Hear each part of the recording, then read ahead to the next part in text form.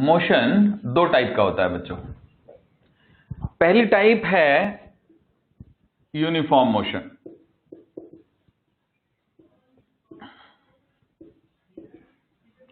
और दूसरी टाइप है नॉन यूनिफॉर्म मोशन।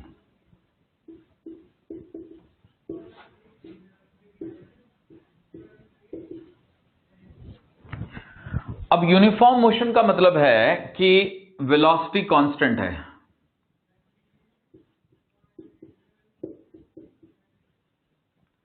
बच्चों वेलोसिटी में दो बातें होती हैं, एक होती है बात मैग्नीट्यूड की, magnitude of velocity is constant and direction is also not changing.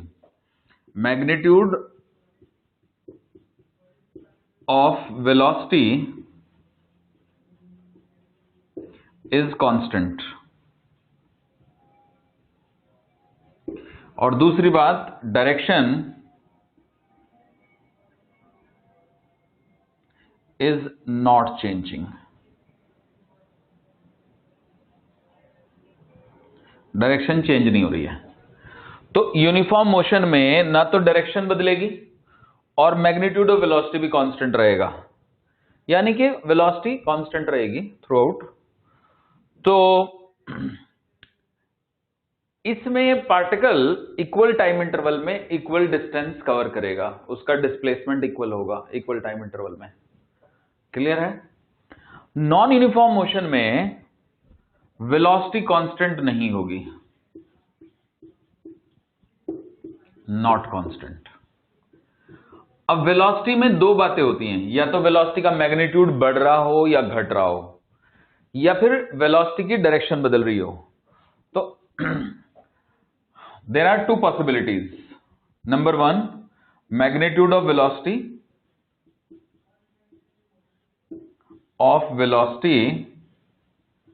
is increasing or decreasing.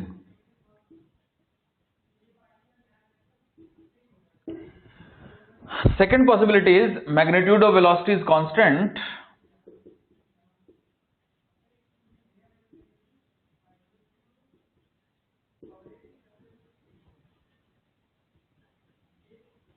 but direction is keep on changing.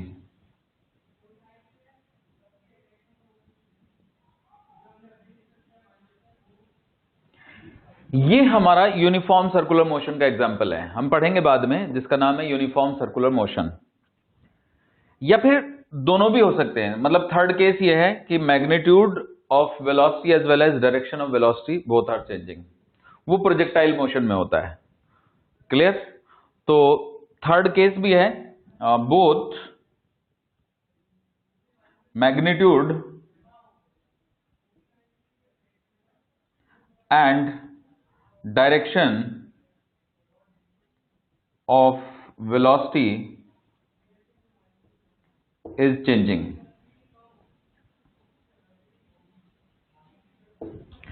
बच्चों समझे? तो कहने का मतलब अगर वेलोसिटी कांस्टेंट नहीं है तो ऐसे मोशन को हम एक्सेलरेटेड मोशन कहते हैं।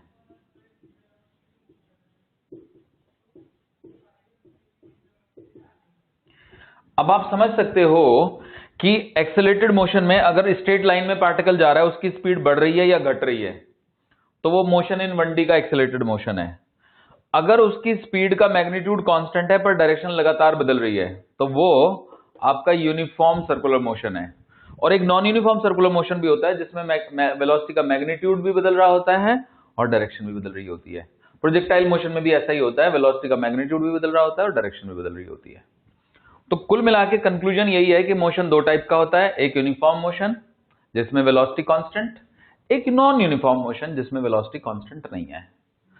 इवन यूनिफॉर्म सर्कुलर मोशन भी नॉन यूनिफॉर्म मोशन है। बोलो समझे? क्योंकि उसमें सर्कुलर आ गया, वो यूनिफॉर्म मोशन नहीं है। यूनिफॉर्म मोशन वही है कि एक पार्टिकल स्ट्रेट लाइन में जा रहा है, उसकी वेलोसिटी ना बढ़ रही है ना घट रही है।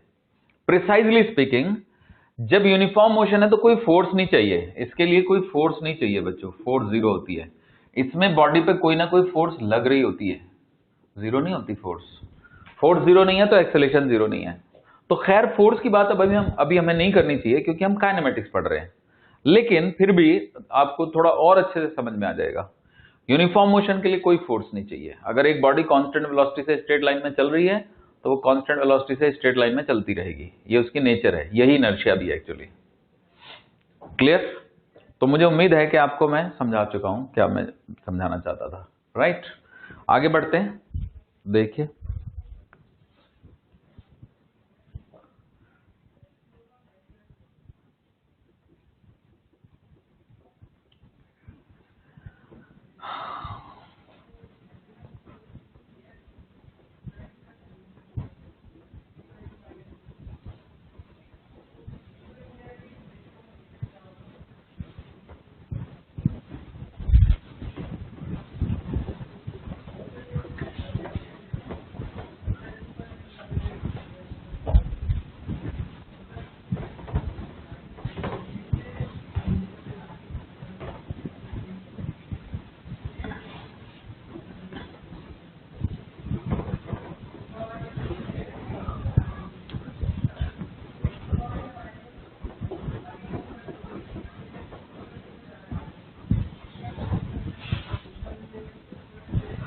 चलिए अब हम आगे बढ़ते हैं।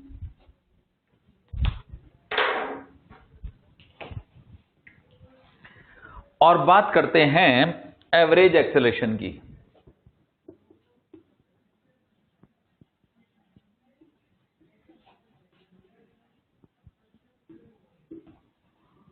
देखिए जैसे ये मान लो एक पार्टिकल है जो किसी खास डायरेक्शन में मोशन में है, ये है x इज इक्वल टू 0 और यहां पे मान लो ये कोई x is equal to xi है, ये पार्टिकल की पोजीशन है t इज इक्वल टू 0 की।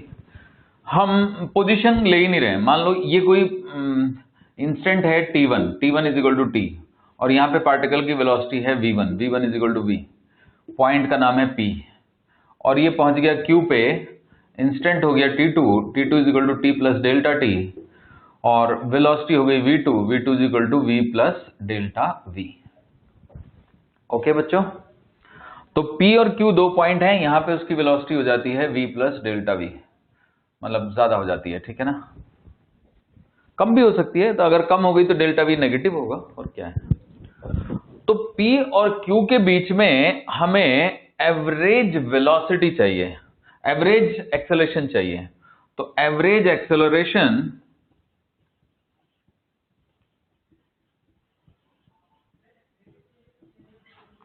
Between p and q is v2 minus v1 divided by t2 minus t1, जो कि आ जाएगा delta v divided by delta t। ठीक है, अब इसमें अगर मैं लिमिट लगा दूं, limit delta t tends to 0, so delta v divided by delta t and the limit delta t tends to 0 क्या आएगा जी? तो ये आ जाएगा dv बाई dt। मैथमेटिक्स की डेफिनेशन है, अगर हम डेल्टा t टेंडिंग टू 0 कर देंगे तो ये एक इंस्टेंट बन जाएगा। सो दिस इज कॉल्ड ए, यानी कि इंस्टेंटेनियस एक्सेलरेशन, इंस्टेंटेनियस एक्सेलरेशन।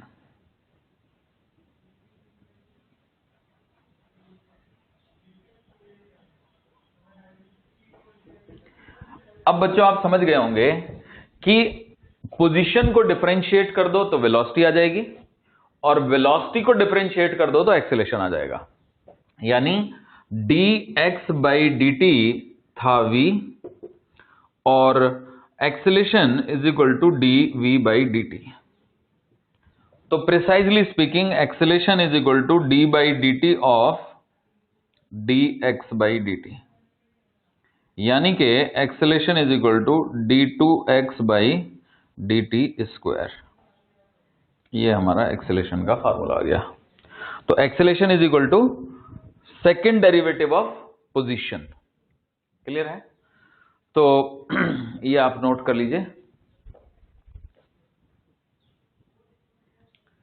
ठीक है बच्चों, आगे बढ़ते हैं।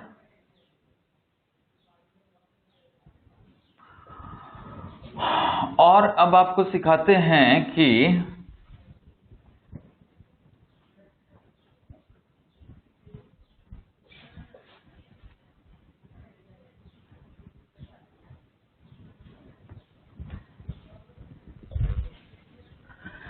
मान लीजिए कि हमें पोजीशन दी हुई है x is equal to 3t² plus 7t³ plus 25t plus 10, ये दिया हुआ है।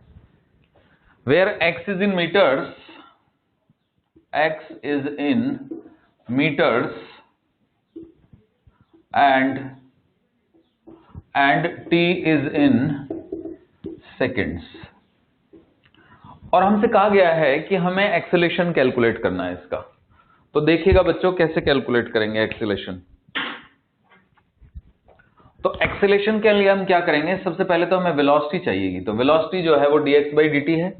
So dx/dt, this gives me v is equal to 3t² का डिफरेंशिएशन आ जाएगा 60, 7t³ का डिफरेंशिएशन आ जाएगा 21t² प्लस 25 और 10 का डिफरेंशिएशन 0, 25t का डिफरेंशिएशन 25 और 10 का 0। यानी v को आप ऐसे भी लिख सकते हो 21t² प्लस 6t प्लस 25। तो वेलोसिटी आप देख सकते हो कि वेरिएबल है। अब आप इसको भी डिफरेंशिएट कर दीजिए। तो जब आप इसको भी डिफरेंशिएट कर देंगे यानी dv/dt कैलकुलेट करेंगे तो आ जाएगा 42t प्लस 6, यानी यही तो एक्सेलेरेशन है। तो एक्सेलेरेशन आ गया हमारा 42t प्लस 6। क्लियर है? तो हम इसको लिख सकते हैं a is equal to, we can take common, क्या कॉमन ले लेंगे हम, 6 कॉमन ले सकते हैं, तो 7t प्लस 1। खैर जरूरी नहीं है कॉमन लेना, पर यह है कि ये बात बिल्कुल क्लियर हो चुकी है कि जो एक्सेलेरेशन है वो वेरिएबल है। 42t plus 6 acceleration is variable. Okay, चलिए। तो इस तरह से बच्चों आपको आई थिंक समझ आ गया कि एक्सेलेरेशन कैसे हम कैलकुलेट कर सकते हैं। तो पोजीशन को डिफरेंशिएट करेंगे तो वेलोसिटी आएगी, वेलोसिटी को डिफरेंशिएट करेंगे तो एक्सेलेरेशन आएगा। अब इसी में एग्जामिनर पूछ सकता था कि भाई एक्सेलेरेशन बताओ t इज इक्वल टू 0 पे। तो acceleration at t is equal to 0, तो आप इसी फॉर्मूले में t को 0 डाल देंगे तो ये आ जाएगा 6 मीटर पर second square. Acceleration at t is equal to 1 second, तो t को 1 डालेंगे तो 42 इंटू 1 प्लस 6, तो ये आ गया 42 plus into 1 is 42, 42 plus 6 is 48 metre पर सेकेंड स्क्वायर। मान लो एक्सेलेरेशन आपको t is equal to 2 second पे निकालना है, तो 42 into 2 84 plus 6 90, so this is 90 metre पर second square. 42 into 2 is 84, 84 plus 6 is 90। Clear? तो मैं ऐसे वैल्यू डालते जाएंगे और आंसर निकालते जाएंगे, इसमें क्या है। क्लियर है बच्चों? तो उम्मीद है कि आपको ये क्या कहते हैं एक्सेलेरेशन समझ में आया है कैसे होता है, राइट? चलिए,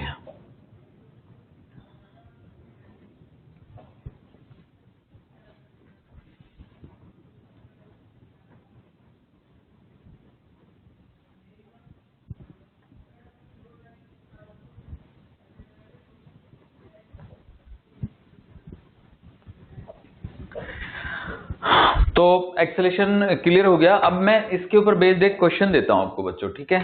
देखो question is a particle is at rest at x is equal to 1 meter and at t is equal to 0, its acceleration is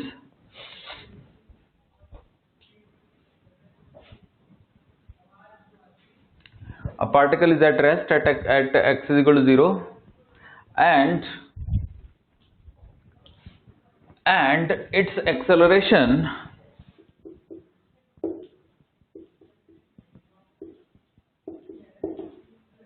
is given as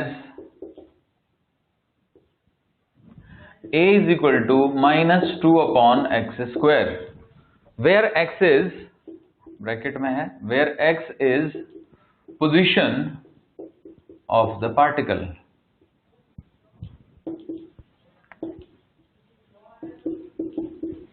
in meters, metres में तो होगी, and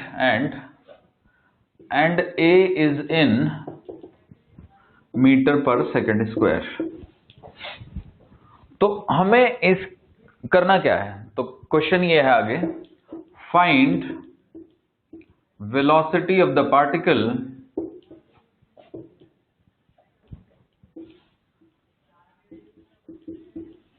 when it reaches at part 1 x is equal to 0.5 metre and part 2 x is equal to 0.1 metre. ये हमारा question है। Clear है बच्चों? हो सकता है क्वेश्चन में दिया हो कि particle starts moving at t equal to 0, तो वो तो ठीक है, वो तो जब हमारा मोशन शुरू होता ही है, जब हम ऑब्जर्वेशन शुरू करते हैं तो वही इंस्टेंट t इक्वल टू 0 होता है, उसमें कोई दिक्कत नहीं है। क्लियर? तो अब हमें इसको सॉल्व करना है, तो देखिए कैसे करेंगे। चलिए मैं समझाता हूं आपको कैसे करेंगे। देखो बच्चों, सॉल्यूशन यहां पे सॉल्व करते हैं। एक्चुअली हमें a दे दिया है -2/x²। कोई कांस्टेंट भी हो सकता था यहाँ पे c डायमेंशनली करेक्ट करने के लिए। अब a का फॉर्मूला है dv/dt is equal to -2/x²। अब एक वेरिएबल x, एक t और एक v, तीन वेरिएबल हैं, तो ये सॉल्व होगा ही नहीं, तो हमें एक वेरिएबल कम करना पड़ेगा। ठीक है बच्चों, मतलब v और x होने चाहिए हमारे पास, t नहीं होना चाहिए। तो t को गायब करने के लिए हमने क्या किया, dx से मल्टीप्लाई, dx से डिवाइड। अब आप कहेंगे कि ऐसा क्यों किया, क्योंकि dx/dt को v लिख देंगे तो v आ जाएगा, t गायब हो जाएगा। तो इसके लिए तो हमें इसको आगे पीछे करना पड़ेगा, मतलब हम इसको इधर ले आते हैं, ठीक है ना। तो dx/dt into dv/dx is equal to -2/x²। अब ये जो dx/dt है इसको हम v लिख देंगे तो हमारा गायब हो जाएगा t। तो v इंटू में dv/dx is equal to -2/x²। तो यहां से v इंटू में dv is equal to -2/x² into में dx। अब ये वेरिएबल्स हो गए सेपरेट, अब हम इनको इंटीग्रेट कर देते हैं। तो इंटीग्रेशन, अब इसमें एक सोचने वाली बात है कि क्वेश्चन में एग्जामिनर ने कहा है कि at t equal to 0 x is equal to 1 it is at rest, यानी जब मैं यहां पे 1 डालूंगा तो यहां पे मुझे 0 डालना होगा। ये सबसे इंपॉर्टेंट बात है कि x इज इक्वल टू 1 पे पार्टिकल रेस्ट पे है, यहां पे फिर मैं x डाल देता हूं और यहां पे मैं v डाल देता हूं। तो x कोई जनरल पोजीशन है और v कोई जनरल वेलोसिटी है। ओके बच्चों, तो यहां से इंटीग्रेट करेंगे तो आंसर आएगा v²/2 और लिमिट लगेगी 0 से v तक। और यहां से इंटीग्रेट करेंगे तो 2 तो बाहर ही आ जाएगा, इंटीग्रेशन आ जाएगा -1/x। असल में x की पावर -2 का इंटीग्रेशन, यहां देख लीजिए, x की पावर -2 का इंटीग्रेशन होता है x टू द पावर -1/-1। ठीक है ना, तो कुल मिला के ये हुआ -1/x। क्लियर है? तो यही हमने यूज कर लिया, -1/x and the limit goes from 1 to x। अब सबसे पहले ये माइनस से माइनस काट दीजिए, तो ये हो गया हमारा v²/2 -0 और ये हो गया हमारा 2 इंटू में 1/x माइनस 1/1। अब 1/1 तो 1 ही हो गया एक तरीके से, तो कुल मिला के मैं यहां पे लिख देता हूं। तो v² का फॉर्मूला आ गया बच्चों 4 इंटू में 1/x minus 1। So this is the answer. पर अभी पूरा हुआ नहीं, क्योंकि उसने कहा है कि x is equal to 0.5 metre पे पार्टिकल की वेलोसिटी बतानी है। तो पार्ट 1 जब हम करेंगे तो इसमें डाल देंगे v² is equal to 4 into में 1/0.5 माइनस 1, क्योंकि पार्ट 1 में हमें x को 0.5 पुट करना था तो हमने किया। तो 1/0.5 कितना हुआ, 2 - 1, तो v² is equal to 4 into 2 - 1। So v² is equal to 4 and v is equal to +-2। अब सवाल ही उठता है बच्चों कि इस क्वेश्चन में हम v को +2 लें या -2 लें। तो आप लॉजिक देखो, particle x is equal to 1 पे है और रेस्ट पे है, तो अगर मैं यहाँ पे नंबर लाइन बनाऊं, यहाँ पे x इज इक्वल टू 0 बनाऊं, यहाँ पे x इज इक्वल टू 1 बनाऊं, तो x इज इक्वल टू 1 पे पार्टिकल रेस्ट पे है। अब x इज इक्वल टू 1 पे है ना, तो जब जैसे ही वो इधर आएगा x इज इक्वल टू 0.9 पे आएगा, 0.8 पे आएगा, 0.7 पे आएगा, तो उसका स्क्वायर तो पॉजिटिव ही रहेगा। असल में अगर वो यहां भी आ गया तो भी उस x² तो हमेशा ही पॉजिटिव है ना। अब -2x² हमेशा ही नेगेटिव है, यानी कि एक्सेलेरेशन उसका नेगेटिव दिशा में है, यानी x इज इक्वल टू 0 की तरफ है।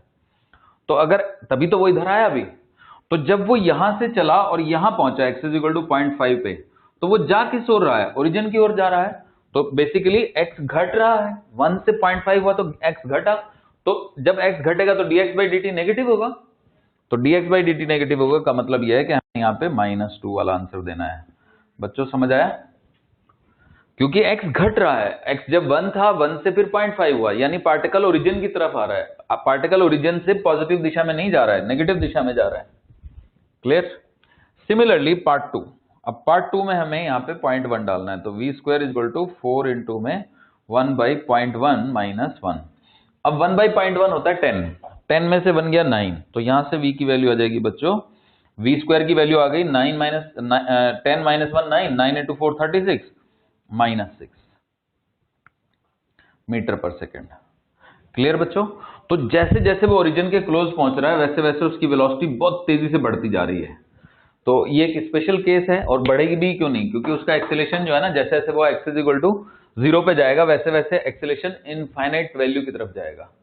तो अब ये दूसरी बात है कि क्वेश्चन में पार्टिकल कभी x इज इक्वल टू 0 पे पहुंच नहीं सकता, क्योंकि 0 पे पहुंच जाएगा तो उस पर इनफाइनाइट एक्सेलेरेशन हो जाएगी उसकी। क्लियर है। तो x इज इक्वल टू 0 पे कोई पार्टिकल रखा होगा जो उसको अट्रैक्ट कर रहा होगा, तभी तो वो जा रहा है उस तरफ। क्लियर। तो मुझे यकीन है कि आपको ये क्वेश्चन समझ आया। क्लियर है बच्चों, आप इसको नोट कर लें, फिर हम चलते हैं दूसरे क्वेश्चन पे।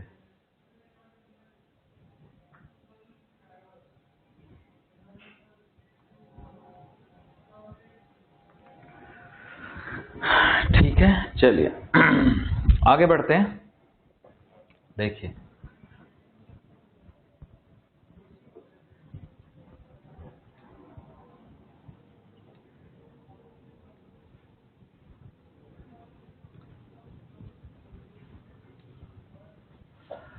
अब मैं आपको एक दूसरा क्वेश्चन देता हूं, मान लो इसी में थोड़ा चेंज कर देता हूं मैं। A particle is at rest at x is equal to 6 metre and its acceleration is given as a is equal to -4 into x, where x is the position of particle. Find velocity of the particle when it reaches at x is equal to 3 meter, x is equal to -6 meter, and एक तीसरा part भी ले लेते हैं, third is x is equal to -7 metre मान लीजिए। ठीक है बच्चों। तो सपोज करो ये क्वेश्चन है, तो मैं आपको दोहरा देता हूं question. A particle is at rest at x is equal to 6 metre and its acceleration is given as a is equal to -4x, where x is position of the particle in meters and a is in meter per second square. Find velocity of the particle when it reaches at x is equal to 3 meter, x is equal to -6 meter, x is equal to -7 metre. Okay, चलिए अब ये भी question करते हैं हम लोग। तो देखिए कैसे होगा ये क्वेश्चन। तो इसका सॉल्यूशन क्या है, इसका सॉल्यूशन ये है बच्चों, ए को हम डायरेक्ट लिख सकते हैं v dv by dx। Okay, मैंने पिछली बार में आपको सिखाया था कि ये v dv बाई dx बन जाएगा, is equal to -4x। Clear है। ए का आप फॉर्मूला याद रखें, ए के 3 फॉर्मूले हो गए, a is equal to dv by dt, a is equal to d2x by dt square, या फिर v dv बाई dx। ये 3 फॉर्मूले हो गए ए के। ओके बच्चों, तो यहां से v into dv is equal to -4x into dx। Okay, अब हम इसको क्या करेंगे, इंटीग्रेट कर देंगे।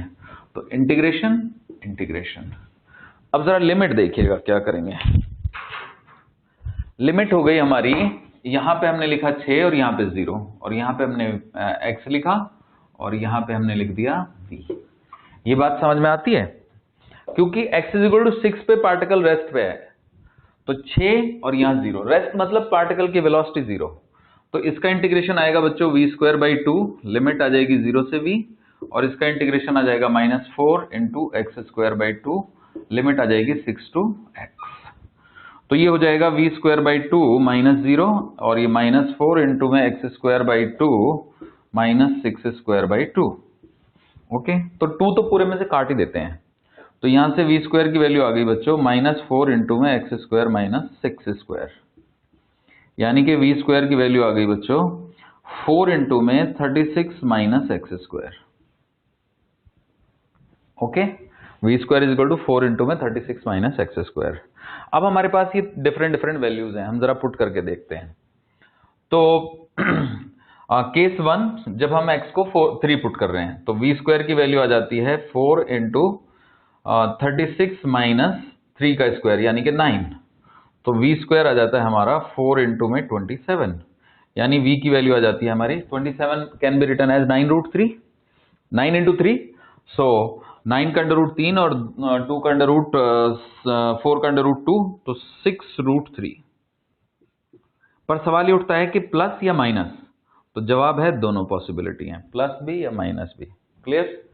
क्यों? क्योंकि इसमें क्या है ना, एक्सेलेरेशन x का फंक्शन है, उसमें तो पार्टिकल ओरिजिन पे जाके वापस आ ही नहीं सकता था, इसमें पार्टिकल पलट के भी आएगा। तो मैं समझाता हूं आपको क्यों आएगा, देखिएगा। फिर केस 2 ले लेते हैं। V square is equal to 4 into में 36 माइनस 36, जीरो हो गई वेलोसिटी, तो v square is equal to 0, it means v is equal to 0। तो पार्टिकल जो है वो -6 पे जाके रुक गया, तो 6 से चला था और -6 पे रुक गया। अब जब पार्टिकल -6 पे होगा तो उसका एक्सेलेरेशन -6 इंटू -4 24 होगा, प्लस में होगा, तो वो एक्सेलेरेशन उसको खींच के ले आएगा। तो इसलिए ये एक ऐसा केस है जिसमें particle to and fro motion करेगा। बाद में हम पढ़ेंगे कि ये SHM का केस है, फिलहाल तो तुम यही समझ लो, याद करो। अगर बच्चे थोड़ा बहुत आपको आइडिया हो तो acceleration is proportional to -x is the condition of SHM, अगर आपको पढ़ा है आपने तो, और अगर नहीं पढ़ा तो ये आगे पढ़ेंगे आप, ठीक है ना। ओके तो केस 3 लेते हैं।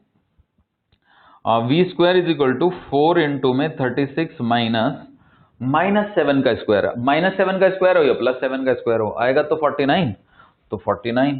तो यहां से क्या हुआ, ये 13 आ गया, तो वी स्क्वायर की वैल्यू आ गई बच्चों माइनस का 52। ये तो हो ही नहीं सकता। ऐसा क्यों हो गया कि वी स्क्वायर माइनस में आ गया? क्योंकि पार्टिकल कभी -7 तक गया नहीं बच्चों। तो पार्टिकल, इसका केस ये है कि particle will never reach at x is equal to -7। तो होपफुली आपको ये क्वेश्चन समझ आ गया, ठीक है। तो इस तरह से हमने इंस्टेंटेनियस एक्सेलेरेशन को डील कर लिया है, ठीक है। तो इसके ऊपर बेस्ड अभी कुछ और चीजें करनी है हमें, ठीक है ना, ये आप नोट कर लें।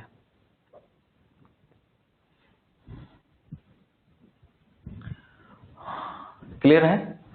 ओके एक केस और मैं कराता हूं, ठीक है ना, ये आप नोट करें।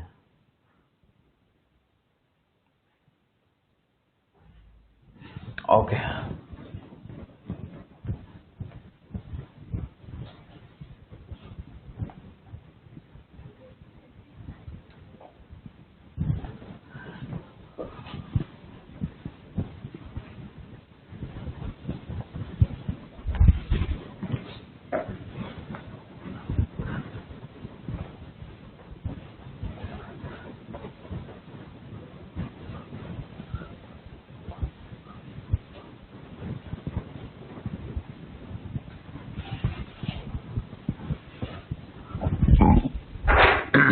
मान लीजिए बच्चों कि एक पार्टिकल की वेलोसिटी हमें दी हुई है a प्लस बी इंटू में e raise to the power minus ct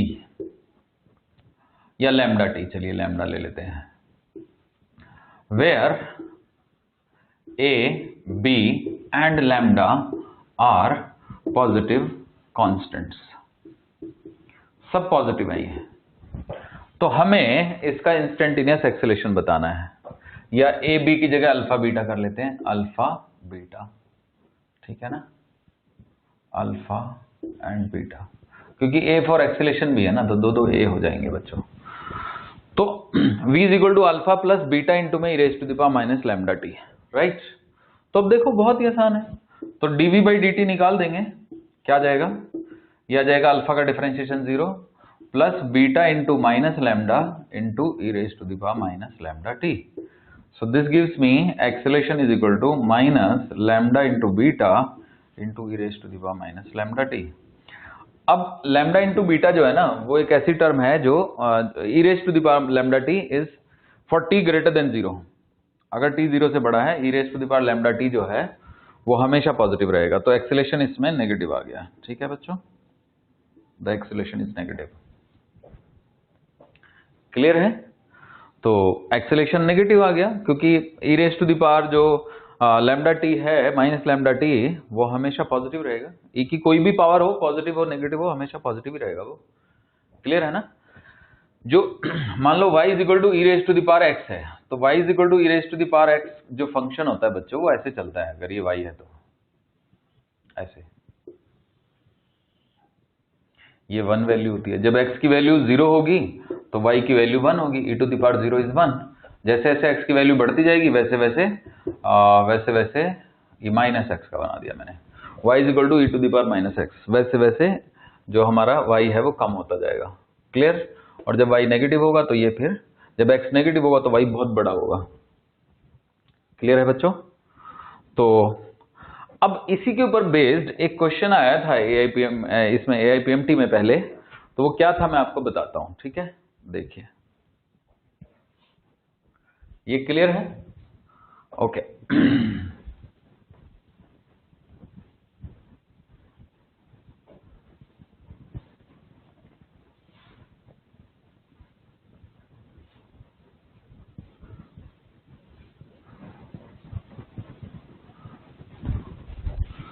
question जो आया था बच्चों वो ये था कि x की वैल्यू है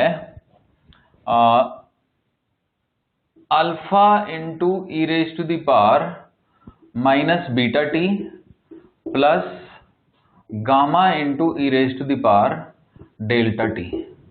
ओके, ये एक पोजीशन है पार्टिकल की। अल्फा बीटा गामा और डेल्टा कांस्टेंट्स हैं, राइट? तो हमें ये बताना है कि इस पार्टिकल की वेलोसिटी बढ़ रही है या घट रही है।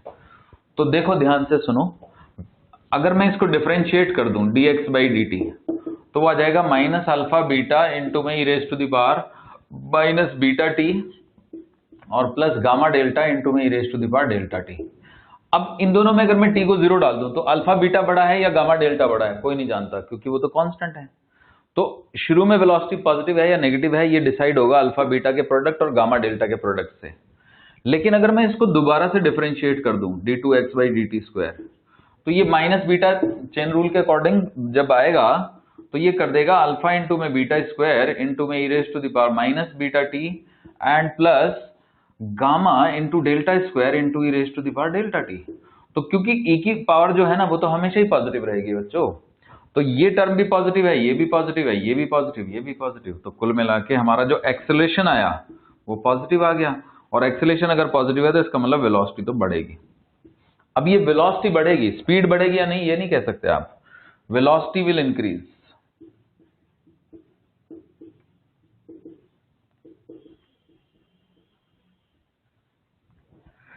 एक्चुअली क्या है कि इसकी पोजीशन भी हमेशा पॉजिटिव ही है। तो एक्सेलरेशन पॉजिटिव है, तो एक्सेलरेशन हमेशा पॉजिटिव है, तो इसका मतलब वेलोसिटी लगातार बढ़ती जाएगी। क्लियर है बच्चों? अगर वेलोसिटी 10 थी तो 10 से 20 हो जाएगी, 20 से 30, 30 से 40, 40 से 50 ऐसे बढ़ेगी। और अगर -100 थी तो -100 से -90, -80, -70 ऐसे, समझ गए? तो भी बढ़ी रही है वेलोसिटी तो, क्योंकि वेलोसिटी में आपको साइन भी लेना है। तो इसीलिए मैं कह रहा हूं कि एक्सेलरेशन के पॉजिटिव होने से आपको ये पता चलता है कि वेलोसिटी बढ़ेगी। क्लियर? तो होपफुली आपको ये समझ आ गया। और इस तरह से हमने क्या कहते हैं इंस्टेंटेनियस एक्सेलरेशन को डील कर लिया है।